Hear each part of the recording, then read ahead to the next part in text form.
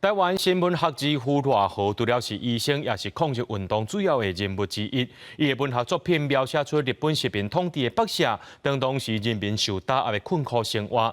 中华的赖和纪念馆就举办导览活动，带民众来认捌赖和。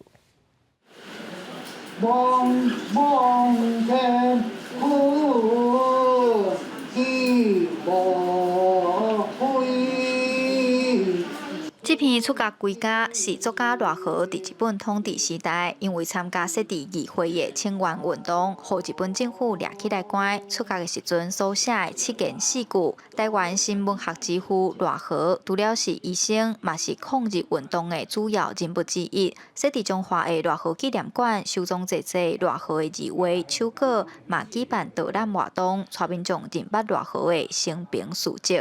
有一本册叫做《南北追求赖和》，我有淡薄仔无熟悉这个意象，所以我今日坐火车来熟悉这个意象。之前我较粗浅的了解是，伊有做一寡文学作品，伫日本时代为台湾人发声。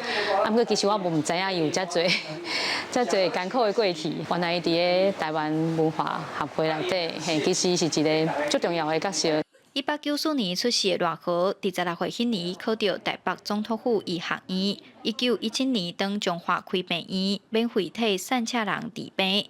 1921年参与台湾文化协会成立，关心农民、工人运动。2摆因为治安警察法，互人列入监狱。100年前，伊追求的公平正义勇士党位义斗争100多年啊，咱的社会也是不公不义的代志足多所以我足希望大家听到赖和的故事了后大家要有迄个正义感，来个为这个社会个打拼。纪念馆表示，赖和的作品充满对社会艰苦大众的关怀，希望透过导览，让大众认捌赖和追求自由平等的精神，做伙思考什么是公平正义的社会。记者杨淑晴综合报道。